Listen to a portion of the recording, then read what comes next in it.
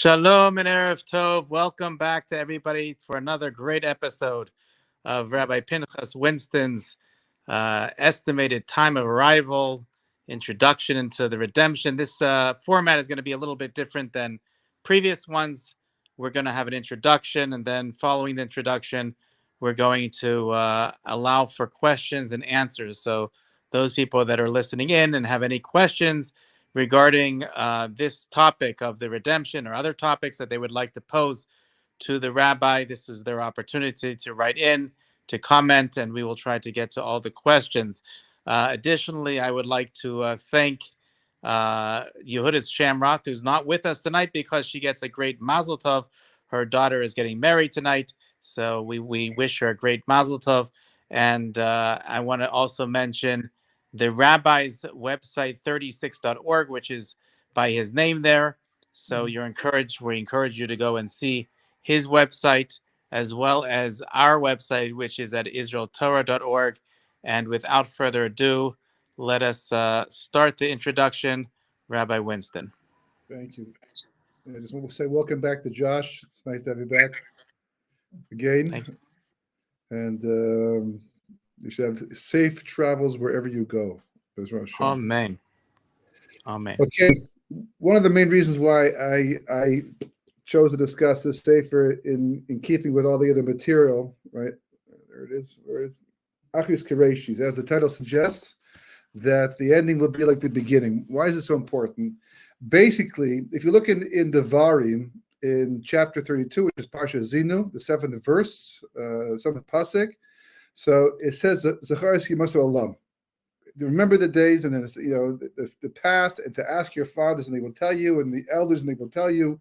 And as Rashi explains, the fathers referring to Nevi'im, and the elders Zakanim, the Chachamim, the wise people of the Jewish people, because it's very important to understand that it's all based upon patterns. It's all patterns. There's no sense learning about the past if you can't correct something. I mean, listen, I love history. History is a wonderful topic, very fascinating, just to know, because automatically whatever happened in the past is the basis of where we are today. So you have to know it to some degree. But in terms of understanding it, the way that Rashi seems to be explaining right there, to know how to deal with the future, then it has to be based upon some type of kind of pattern that repeats itself. Otherwise, you're not going to recognize what's coming up next. As we have mentioned in the past, one of the reasons we don't recognize is because of the fact that things change somewhat. The basic idea, the basic threat remains the same, because as the Talmud points out, anti-Semitism is not really racism. I mean, it certainly looks like racism, it can act like racism, but one of the questions that they ask about anti-Semitism, more than any other form of racism, is that why did this also occur even in situations and places where the Jews are the least overt, the least out in the open, where they literally are assimilated. What classic case in point was in Germany between 1939 and 1933 and 1939. The Havar Agreement was a special agreement, weird circumstances, which means divine providence, means a miracle, because they saw what was coming up, and the Jewish agency or some Jewish agency had approached the Nazi government. This is long before the final solution. Right, approached the Nazi government to work together with them, if you can imagine anything like that, to make Germany Judenrein.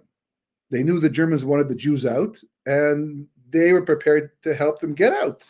And the Germans actually agreed to this. The Nazis, they actually agreed to allow this to happen. And 60,000 Jews left Germany between 1933 and 1939 with this agreement. And not only that, but they were able to miraculously keep a lot of their property and come there to Israel, come to Palestine, at that time, right? And set up their lives here. There wasn't a lot, but it was enough, much better than staying back in Germany. They saw the writing on the wall, and they left. And a lot of families today here in Eretz Yisrael descend from those families that safely got to Eretz Yisrael back at that time. That was 60,000 Jews. It's a lot of Jews, a lot of lives. 100,000 more could have left during that time as well, under that agreement, but they chose not to. Not that they didn't get out in time, not that the Germans changed their mind, not that the money ran out. It was all set up. They chose not to. And when they explained why was it that they weren't going to do it, they didn't want to leave, their explanation was, we're just as German as the next German. They were completely assimilated. There might have been some religious Jews also in there as well. I don't know for sure.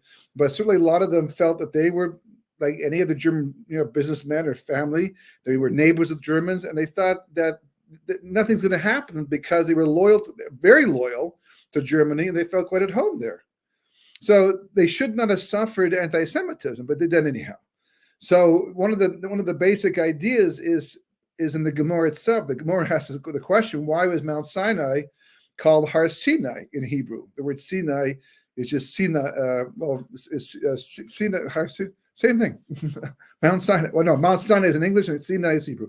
So the Gemara is, and it tries different variations of words that sound a little bit like Sinai to try to find the basis of the name.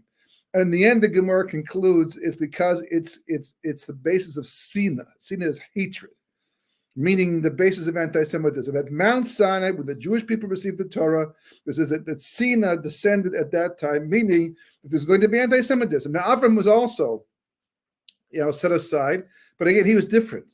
Racism, for the most part, comes because of differences. So Avraham was Ish Ivri. He was different. He believed in one God. He rejected Nimrod. He was on the fringe in his time, the right fringe, right? But he was, and you had to be like him. And if you weren't like him, you were exactly opposite to him, and therefore he was rejected, not liked because of that, because there was a difference. He looked the same for the most part, but ideologically there was a difference, and he taught things that people didn't want to hear. So that's more like racism. But anti-Semitism came because the Jewish people received the Torah.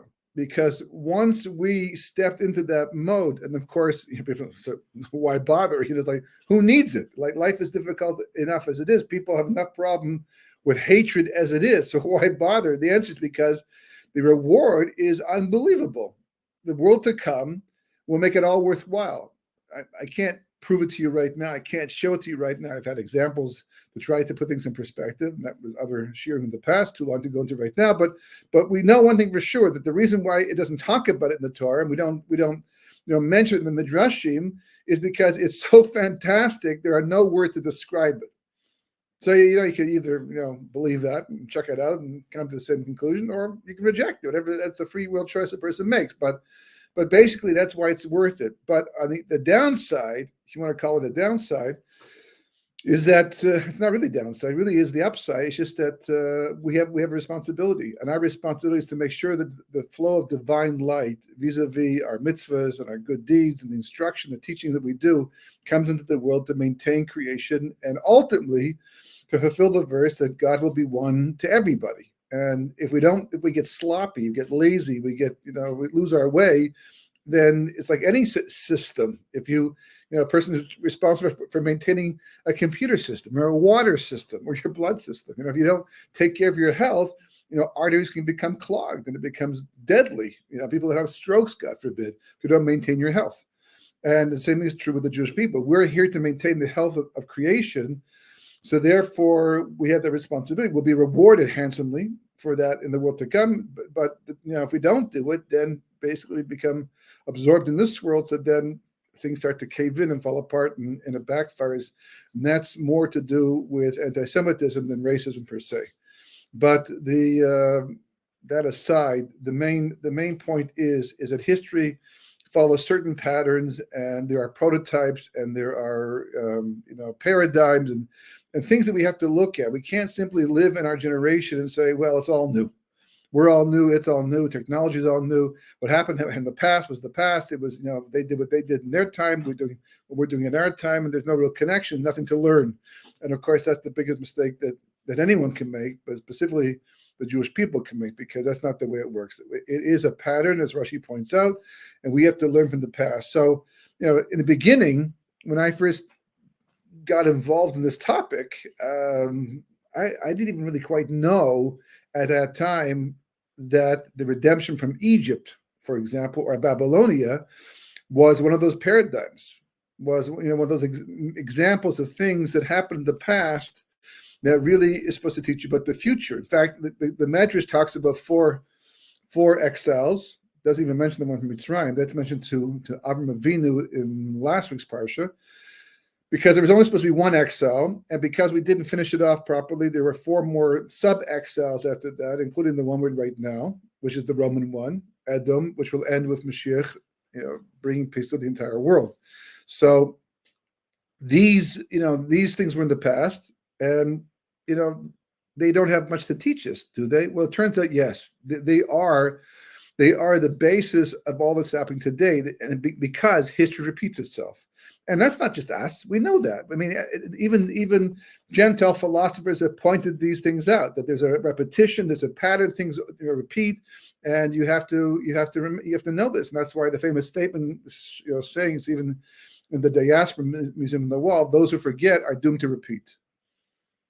Meaning that history repeats itself. And one of the main reasons why is because God runs it. It's not a random thing unfolding from day to day. God is in charge of history the entire day, making things happen the way they happen, the way he wants them to happen, for the sake of the master plan of creation, which we're oblivious to for the most part. But he's been focused on that since the beginning, the entire way through. Listen, the time that the Torah was given and the Bible was a big deal for the entire world, people focused on it. They were aware of it to some degree, that God runs the world. He has a plan. We're trying to fulfill it. And then basically, religion kind of dropped out of the picture. The Renaissance came along after the Dark Ages, around the 1500s. And as man became more savvy, technologically speaking, and he started to explain the world in ways that we couldn't before in the past, that was never important to us so much, but the rest of the world. Eventually, religion became less of a force, less of a tool to force, and as a result of that, it became less important in people's minds and eyes, and became a thing to go on Sundays and have religious events, but not to live your life by necessarily, until you have today, where there's so much atheism and agnosticism. It's like, well, we left all that behind. The Bible, that's in the past. The Torah, once maybe was relevant, maybe it was good for the time, that it was in there. But today, who needs it?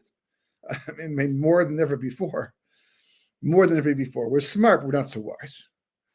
That's the tree of knowledge of good and evil versus the tree of life. And because of that, we make the same mistakes. And not just that, but worst of all is that we squander the opportunity to be a partner with God in our own completion personally, but also part of the team that God has assembled to fulfill the purpose of creation. So, when you start to understand that, you start to see how this is true, and I start to see more sources and more sources and more sources, like, whoa, until it turns out that the final redemption here, if it happens this year in 5783 or 2022 or 2023, it's close, imminent. When it finally happens, B'ezras Hashem, very soon, it's going to be the closing of a book that was written a long time ago, and we were the ones who turned our minds elsewhere. People will be shocked, like something's going to happen, and then God's going to reveal himself, and there's going to be a final redemption, and all of a sudden, all these people, even people who are religious, who didn't quite get it into the heart, it was like, up here, but not so much in the heart, will also be shocked, but relieved. And wow, this is great. I always thought it, I was hoping you never, and here it is, right?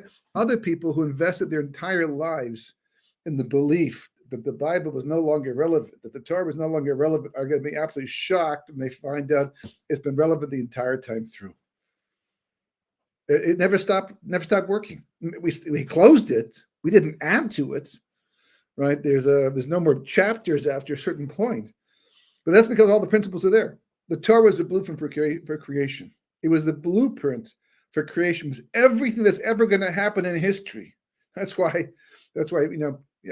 people think that science could outsmart Torah. And if you don't believe the Torah is from God, then of course you can believe that, because that would make sense. But if you believe that Torah came from God, and that you have to prove to you just can't assume it. You have to know it. You have to prove to yourself that it's either true or not true. Emanuel Velikovsky, who was a Jewish Russian scientist, in 1948, he decided, he was vilified terribly by the scientific community, but one of the reasons why is because he decided during a sabbatical year that he was going to either prove or disprove the Exodus from Egypt, because how can such a major movement of people not leave evidence? That bothered him. Well, God runs the world, everything's possible. But anyway, that bothered him. He didn't believe yet.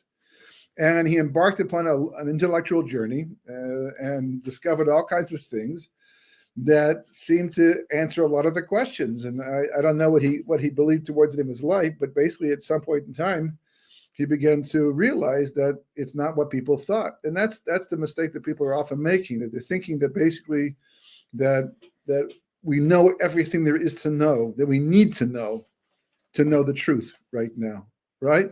But the point is that there's so much more information that people are constantly learning. But the amazing thing is it's not something you have to discover for the first time. It already exists. All the questions are there, all the answers are there, and amazingly, even just last week, I personally had an experience where that, with all the learning, the research that I've done on this topic, I've often pointed out to people that we see from Kabbalah that God, people have the expression, the Lord works in mysterious ways. So we all know that, but how mysterious? So in Kabbalah, you have very deep concepts, Mimra Tachbolis and Kasher Echmana. These are very deep Kabbalistic concepts that explain how God can work in ways that are seemingly so backwards to us, but that's because we're backwards. If you're backwards, it seems backwards, but it's really frontwards if you understand what's going on. And he hides things. He's a great hider. Hides things tremendously. And it fools a lot of people. So, we find in Tanakh many examples of things going on that this week's Parsha, Lot and his daughters produce Moab, which produces Rus, which is the ancestress of David the Melech. It happened, it's in the story. We read it, but just take a moment to appreciate that. And other stories, lots of stories like this, because Jewish history is convoluted. World history is convoluted, to us, at least. So, you find out in the end that there's lots of times God accomplishes great things through people who don't keep Torah, don't keep mitzvahs, for whatever, that's between them and God. They have to answer for themselves. But God works with them. So the fact that the state was founded by people who did not keep Torah mitzvahs might have even been anti-Torah. It doesn't change the equation. There's a task, there's a tafkid, the purpose, and God plugs them in for the sake of the ultimate purpose. Later on, we'll have to decide, do they get rewarded, don't get rewarded, but they can be used. They can be part of the picture too. Ezra apparently had the same problem after the Purim redemption. And I spoke about this, and I believe it. And, it turns out that, in a book that I was looking at recently, a sefer recently, called Dawn of Redemption, it's a translation of Rabbi Filber's book. And looking at this book, he brings down all these different letters from Gedolim in the 1800s, the 1800s and early 1900s, making the exact same point. I couldn't believe how many Gedolim, how many big rabbis said, listen, this is what we have to work with. This is what God, it's not a contradiction. We need to get to the land. We need to build it up. And we have to work with what we have. And it was like they recognized, and somehow it seemed to drop out of the picture in the 1900s, mid 1900s, and after the state was formed, and people forgot all about it. It's an example how the information already exists. It's already there, and that's what the Sefer does. The Sefer, it takes that information and is megala. It reveals it to anybody who wants to understand what's going today. And the amazing thing is once you have the framework. And that's why I've written these books, ETA and Preparing for Redemption, and talking about the end of days, and et cetera, lots of different, books on the same topic from a different angle to show you how the structure is already there. Once you plug things in, it becomes clear as day that we are at the end. And what's going on today is all part of that process. Anyhow, that was kind of an overview of the material. And if anybody has any questions right now, I'll be happy to deal with them before going further with the material itself. Okay. So the floor is open for questions. Anybody that has any questions is welcome to write them into the comment section. Meanwhile, I'll start off with my questions just to get it started. I just came back from Ukraine. There is a very deep and dark exile of the Jewish people that were once thriving in that country and today are dwindling. And thank God most of them have left, but there's still many communities that are left behind. I have a few questions. The first question is that there seems to be a philosophy amongst certain groups of Orthodox Jewry that Jews are meant to stay in exile until the Mashiach comes, that we are meant to stay there to influence, to do a tikkun there, to raise sparks there, all sorts of different ideas that are brought up al pi Kabbalah, according to the mystical explanations, that Jews are meant to remain in exile until Mashiach comes. What is your response to people that would say such a claim? It's like making a shirt by finding pieces of fabric from different garments, right? And each garment in its own right was a real garment, was a real piece of material, right? And this is a nice piece of silk, it's a nice piece of wool, it's a nice piece of cloth, this is blue, this is gray, and then you put them all together to make your own shirt. What does that shirt look like in the end? Not what you're going to wear. Unless you're going to go into some kind of costume party, right? Even though this came from a very, very expensive shirt. This one came from my brother's, and it's like, yeah, it's fine, but they don't go together. It doesn't fit. It doesn't fit. So yeah, raising sparks. It's a fantastically, hugely important concept, and it's really what we're doing here. That is brought down in Kabbalah, that the whole point of creation for mankind through his free will choices is to elevate sparks. Does anybody really understand what that means and how to do it? For example, it's brought down, right, in a sefer called Tuva Aretz by Rav Nosson Shapiro al Pi the Arizal. He says that it's not so simple. For example, like eating healthy on Yom Kippur. Is that a good thing? No. Eating healthy is, but not on Yom Kippur. It's a day not supposed to eat. So if you one day before Yom Kippur eat healthy, it's a mitzvah, and you elevate sparks. You eat the same meal on Yom Kippur, and it puts the sparks back into the filth once again, because everything has to do with timing, has to do with how you do something. For example, learning Torah is all important. Making a blessing is all important. What about in a bathroom? No. You can't make it in a bathroom. Why not? Because it's a disgrace. A bathroom is not if it's a clean bathroom, it doesn't make a difference. But it's not a place that you think about God in the bathroom, right? So it turns out that there are certain places in creation that are holy and other places that are not. So if in the diaspora, for example, the diaspora is considered to be under it's all from the side of impurity. Only Eretz Yisrael, it's called the Holy Land. And there's a reason why. It's the only land in the entire world that's holy. Every other land for the time being. In the Messianic era, it'll be a different story. They won't reach the same level of Kedusha, of holiness as Israel, Israel, so it'll always be ahead of the game. But the lands outside of Israel will once again become Kaddish, become Tahor. They'll have their Kedusha. People like to say, oh, so they can stay there. No, you can't stay there because Israel is still on a higher level. You have to always go for a higher level. You can't take second best when you're trying to get close to God. But as a result of that, learning Torah in the diaspora, technically speaking, feeds the klipos. It feeds the wrong side. It feeds the side of impurity. For example, for evil to be able to do what it does, to kill 6 million Jews, how does it do that? What is it the power to do that? There's only one source of power. It's called Kedusha. It's called holiness. You get it from the sparks. Now, where do those sparks come from? Right? Did God give them the sparks? He never gives the bad side that many sparks. We're the ones who generate the sparks and bring on. So it turns out that if you stay in an exile longer than the divine presence, because the whole reason why God accompanies us into an exile is to protect the kedusha that we generate. Why did Yaakov Avinu, right, Jacob, why did he run away from Lavan's house so quickly? He was there for 20 years, and wasn't afraid once.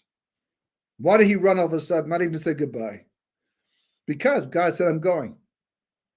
I'm leaving, right? You can decide what you want to, but I'm going, right? And Yaakov knew that for 20 years, all the holiness that he generated by elevating sparks through his mitzvahs was protected by God and didn't go the wrong side. But if God moves on and the Shekhinah leaves the place, now the sparks are free to go to the wrong side.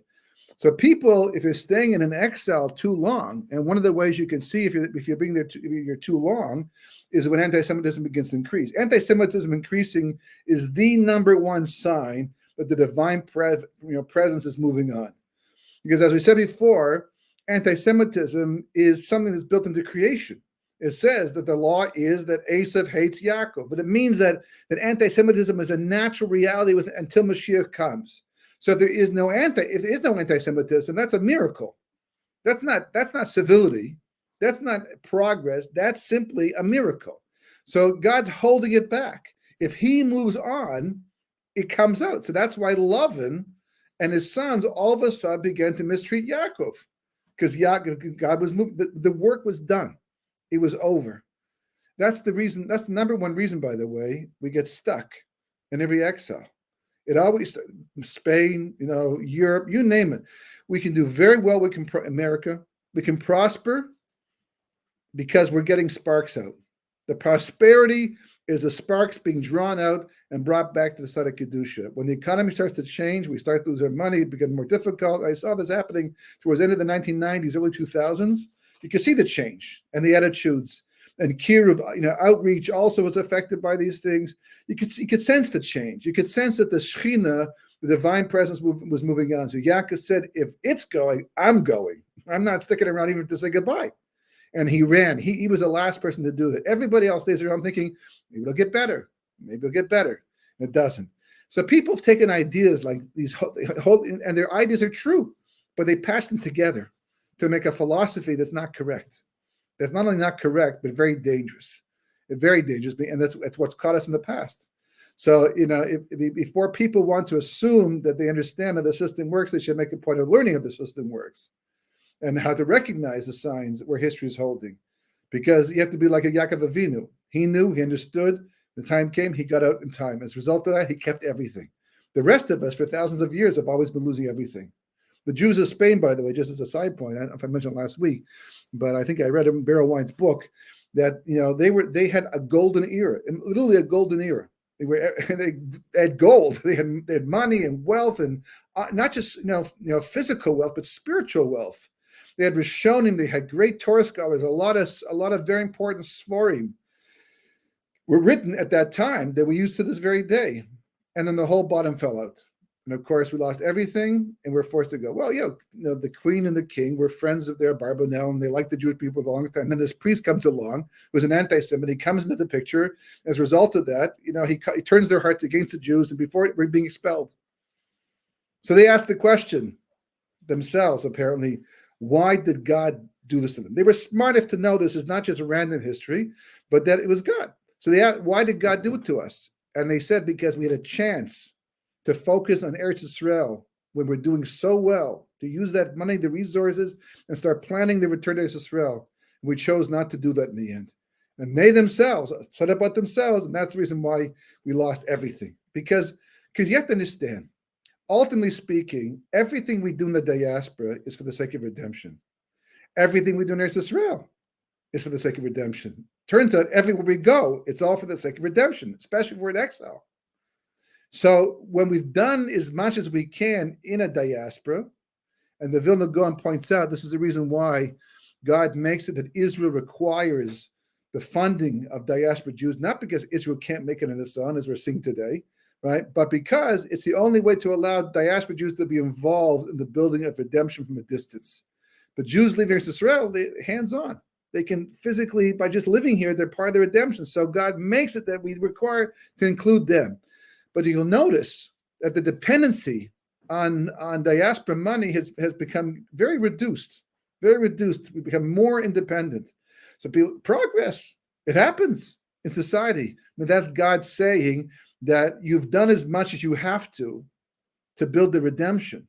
So we no longer need you to be involved in the process. So now if you stay in the diaspora, you lose your connection completely.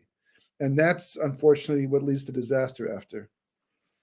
And as a segue, and I think this is a continuation of the same question, perhaps, there are those that say that in the ingathering of the exiles, that that no Jew will be left behind, that we just have to wait for Hashem to bring us home, and that we have a promise that no Jew will be left behind in the exile. So we know that eventually we will all make that return. Do you have any comments on that? If I'm not mistaken, the source of that promise was the Lubavitcher Rebbe. Very late in history. To this date, I've never seen a source anywhere else that says that at all. And on the contrary, I've seen sources that say just the opposite, that only 7,000 will survive. Others say, but the war of Gog and Magog. Like, put this way, it is. Listen, if a person wants to rely upon, if someone says to you, I want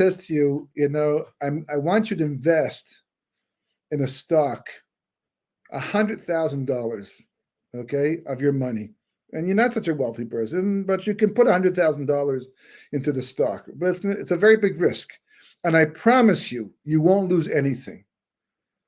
I promise you. How many people will make that investment, even if it's their best friend trying to convince them? If the company is not one that you know enough about, and it's very stand on shaky legs. How many people make it? Almost nobody. Almost nobody in their right mind. It's just too much of a risk. People don't know that promise is going to come true. They don't know. How do you know? Because he said it, but how do you know? Was it? He wasn't a prophet, although some people like to believe he was. We don't have prophecy today. That's what we're told. Okay, it's not exactly Ruach HaKodesh, but still, okay. It's a long way from Yeshaya and Yechezkel, and they never mentioned that. They never said that. On the contrary, if you read the Nevi'im, right, that spoke about the end of days, they didn't talk like that. They talked the opposite direction. So it's like it's hope. It's a hope. But what's really, really behind it is the person saying, I really want to live in Eretz Yisrael. That's where my heart is. I would be there in 2 seconds if I could just be there. You just go and pack up and go. It's like literally they have to hold me down here with wild horses. I have a mitzvah involved, and I'm devoted to pulling out sparks. But otherwise, I would be there. Right, then you don't even need a promise at that point. You're doing it the way it's supposed to be done, but that's not what's going on. People like it in the diaspora, and they don't want to come there. So for whatever reason, they're afraid, they're uncomfortable, they're not used to it.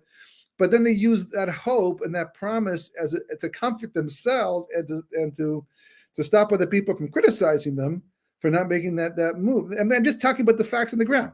I'm not pointing fingers. I'm not trying to criticize. It's just like let's call the shots, exactly the way it is. What's really going on here? What are we dealing with? Again, if you put it in terms of money, it's black and white. Put it in terms of life and history, it's a big gray area. And I'm sure there were a lot of people in Europe before World War II who thought the exact same thing and had the exact same sword, exact same logic, right? And so we have a bunch of questions here, which I have to admit that I do not understand myself, but I'm going to put them on, and maybe you can understand what they're asking.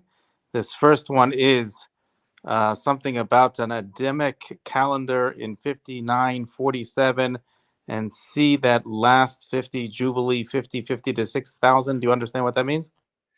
I don't exactly everything they're saying, but as far as we're concerned, I've written about this in the book called, Talking About the End of Days. Obviously, the main discrepancy in the calendar is between the Western world counting of history from Cyrus and our counting. Apparently, there's 167 years of discrepancy, but we have no problem with that. I'm not sure exactly from what the Adamic calendar is. I'll look it up after, but regardless. What we go by, what interests us, what's on our mind, the Jewish people, basically, is this is the year 5783. We have the Zohar to talk about what's supposed to happen from 210 to 214 years in advance of 6,000. 6,000 is the number for this world as far as we're concerned because it's based upon the spheres which are Kabbalistic, and therefore working from that number. There's other reasons. I'm not going to go through it all right now. Anybody who wants to see the essay can look at the book itself, where I deal with the point more extensively. Our scroll also discuss this idea, but the calendar that concerns us the most is the one that we're living by right now, and so what can I tell you? Okay, we have a question from Joanne Turner. about the universe of Asiyah starting on the 17th of Mar Cheshvan and what that means in terms of the world events now. Whoa, that's a little bit of a complicated question, but the basic idea that she's referring to right now is that when creation began, and I say creation began, I don't mean the world that we know, right? There's only been one creation that we have, but there's also pre-creation. There was a pre-show, so to speak, right? We call Shvirsa Kalim, the breaking of the vessels. When the lights first came out, we called Simsum, making the halal. Again, I have books also going to this whole topic. In fact, in ETA, I think there's even some discussion of this idea. But apparently what happens, lights went up, lights went down, and the period of Tikkun, you have the first lights came out, what would have been the 25th of Adar before creation, for 72 days, which would have ended on what would have been the 6th of Sivan, again, when Moshe received the Torah pre-creation, right? And then you have 63 days where the lights withdrawn. This is the basis for where the spies fail. This is the basis for the destruction of the Beis Hamikdash. You have a concept called the breaking of the vessels in order to make a perfectly imperfect world so you get a free will. But when all this was said and done, and you count the next period of time, 52 days, it ends up being on the 17th of Mar Cheshvan, which it would be the period of Tikkun, not just the Siyah, but also Tzilus and the other worlds as well. What does it mean in terms of first rate in the world of events right now? It doesn't. It's not so relevant in terms of the discussion because basically we are living in the period of Tikkun regardless. Like ever since that period of time, what should have happened if everything went well. The reason why that's the date that Noach went in the Teva, right? Noach was supposed to be Moshe in his time. As the Gemara points out, there's a word in the Parshas Bereshis, and the word is b'shagam hu basar. When God is saying, I'm going to bring the flood, he uses the language b'shagam hu basar. It only had to say shagam hu basar, not the b'shagam hu basar. So the Gemara says that the gematria b'shagam is Moshe, is equal to Moshe. Because every 10 generations, God wanted to give the Torah. And Noach was the second. He was the first. He was the 10th generation from creation, right? So God wanted Noach to bring the Torah down and give it to the world. That was supposed to be his job, and that would have been the redemption there, right then and then. He didn't do that, as we know, because he wasn't teaching people the way he's supposed to. So the 40 days and 40 nights of rain correspond to the 40 days and 40 nights of Moshe was on Mount Sinai receiving the written law. And the 150 days of the water surge from below correspond to the oral law. I won't go into exactly why right now, but it corresponds to the oral law because the water of the flood was supposed to be the water of the Torah. So the 17th Cheshvan, when we board the ark, was the reverse. It should have been not just the destruction of the world, it should have been the completion of creation. So that's why that day is so significant. But once the flood happened, once history went down that path, so then basically we've been trying to fix it ever since. Receiving the Torah was supposed to fix it, but the main thing is for us to basically do what we can do right now, and that is, as the Vilna Gaon pointed out, kibbutz galus, in gathering the exiles, rebuilding Eretz Yisrael, and the third is uprooting the Yetzer Hara from our hearts. These are the three things that we're supposed to be working on right now. The rest of this is Kabbalah and has major impact, but not one that I think that we can apply in everyday life at this point.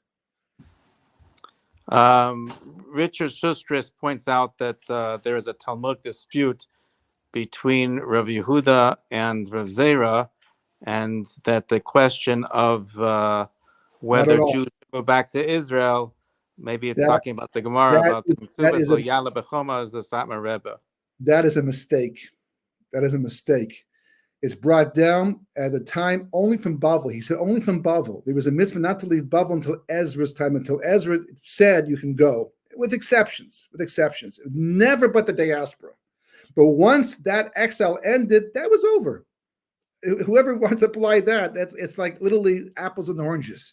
The idea since that time, and certainly the Vilna Gaon said the opposite, and we're not going to, he was a much higher level than Satmar Rav was, right? And the Baal Shem Tov as well.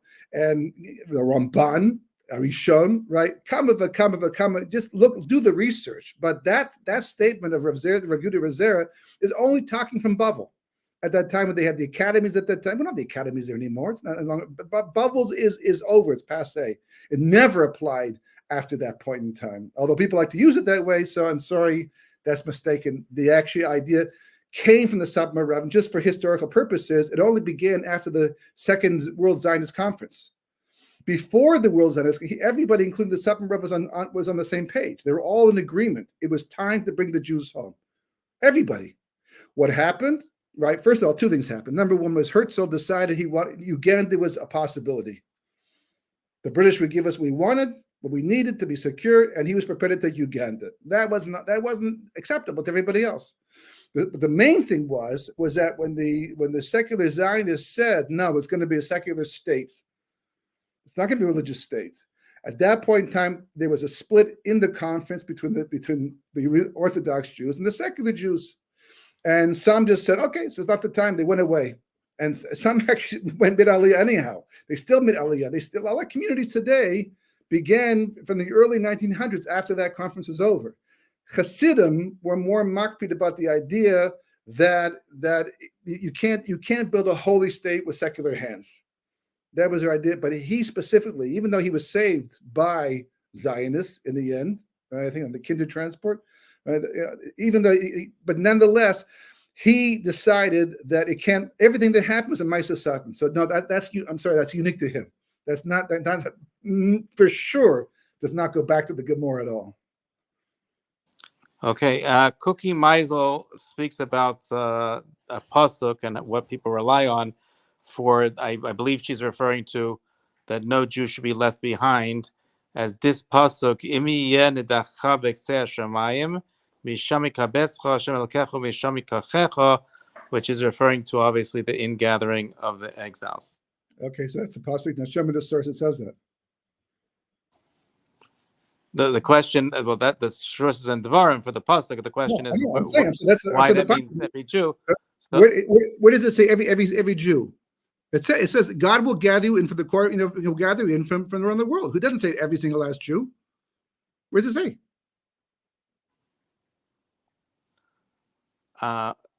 Okay, I'm just going through the rest of the questions here. Let's read the pasuk. Right? You go to the four corners of Shemaim, which are like the four corners of the earth, right? I don't think it's up for the moon yet, right? Right? Because we'll bring you back from there. But it doesn't, nowhere in the pasuk does it say every single Jew. There could be 7,000 Jews from four corners of the world. And that's why, by the way, no one relies upon that. No one says that. Where's it? It's great, but there's nothing in that pasuk that you can use as a promise, as a guarantee, especially since you have actual sources that say to the opposite. And there's one more comment here from Eva Hanglund that says Aliyah is from God and is biblical, of course. The whole process of the half of the Jewish people having returned home, and now we're in the waiting for the other half to join us, is definitely something that is both biblical and is from God, but it's also in our hands to accomplish it. Yeah. Listen, the goal is to leave no one behind. We're already losing people anyhow. We've already lost people along the way. It's not like, here we are at the end. So like, what are we even talking about? World War II killed 6 million Jews, okay? So obviously it didn't include them. I mean, they came back. They didn't come back right now. So now there are people dying along the way too. And there are people dying who died from corona, during the 2 years of coronavirus, right? And we don't even know it's coming up. There might be major wars coming up. The world is unsettled right now. Jews have died in the Ukraine. Jews have died in Russia. Jews have died in America from stabbings, from shootings, from whatever. It's like, so, when it finally said and done, what does every Jew even mean? Every Jew who's remaining at the time that Mashiach finally shows up and says, "Okay, let's raise the curtain and say, fine, let's where did everyone go? Like what are we talking about? It's not even possible to get every Jew in the end. But one thing you have to understand, and this is really the main point that I've tried to make for like 25, 30 years. Sitting back and waiting to see what's going to happen next has never served the Jewish people. Never.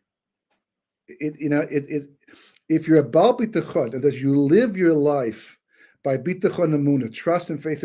When I say live, I mean every aspect, your financial, your family, you trust in God for every single thing, then maybe you have the right to sit back and wait to see what's going to happen next. But if most of the time you spend your life making things happen, making what we call ishtadalus, making effort to accomplish things, God, according to Sfarim, like he says it right here, and others for the greatest. This is not my opinion. My opinion counts for nothing. It counts for zero. I don't have any shoulders. I don't have the legs. It's not my opinion. I'm involved in this to save lives, not to lose them. That's the whole goal over here, is to get as many people. The concern that we have, the concern, and it says, by the way, David Melech wrote, the Vilna Gaon brings it down. He stands on this very, very strongly. He says, right? Hashem, you'll get up and show mercy to the Jewish people, because at the appointed time, the good will come. The appointed time will come. David Melech, looking to the future, he said there's a condition. For a merciful redemption, there's a condition. This is the whole starting point of the discussion. And what's the condition? So the Gemara, what does that mean? The Gemara says, there's a famous story of Rav Zera, who finally went there to Israel against, everybody, Rabbi Yehuda and all that. So he's shimmying across a rope.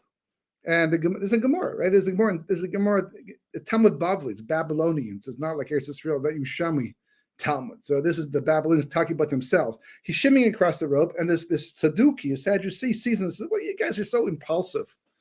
You put your you said Nasav and Nishma, right? You put your without even knowing what God wanted from you, you already accepted it. Now you can't even wait for the ferry to come back and take you across." And this is what he answered to the Sadducee: the land that Moshe and Aaron couldn't enter, I'm going to wait a single second. What if something happens? And I can't get, even though I'm so close, but what if something happens? Because life's like that. I'm not taking a chance. The Gemara says to fulfill this verse, they would roll in the dust. They would roll in the dust of Eretz Israel to show him that they love the dust of Eretz Israel. If it was sunny and they were learning outside, they would move to the shade. If it was too cold, they'd move to the sun. The people shouldn't say it's too hot, too cold in Eretz Israel. The last few dafim of Kesuvas are all about the fulfillment of this verse. So David HaMelech, and the Vilna is, again, this is the Vilna Gaon says, right? David HaMelech said specifically that whether or not the redemption is going to be merciful depends upon us. How much we want the redemption. Rabbi Yechezkel Levenstein, I realize this a little bit later, but he writes in Or Yechezkel in Emunas Geula, right? He brings down a whole section, but he says specifically that we daven for redemption 4 or 5 times in the Shemona Esrei, and yet when it comes to everyday life, and he's talking to Jews living in Israel and Panovich, right? It comes to everyday life. No one talks. It's like they're embarrassed to talk about Mashiach. He says all that tefillah is lip service. He says not only that, but the mitzvah of tzipis Yeshua, anticipating redemption, anticipating it, like not just, but he says is actually, well, he's quoting the Sefer Mitzvah Katan, and he says that the mitzvah to anticipate redemption actually comes in the first mitzvah, I'm the Lord your God who took you out of Mitzrayim, to teach you that just as I took it to Mitzrayim once, I'll take it a second time, it's to believe and live with that reality every single day. So he says, anybody who's not anxiously waiting for it, anxiously, I mean, you pray for it, you do whatever you can to facilitate it, you give money to it, it's like real to you. He's not doing that, is breaking the first of the 10 commandments. So, if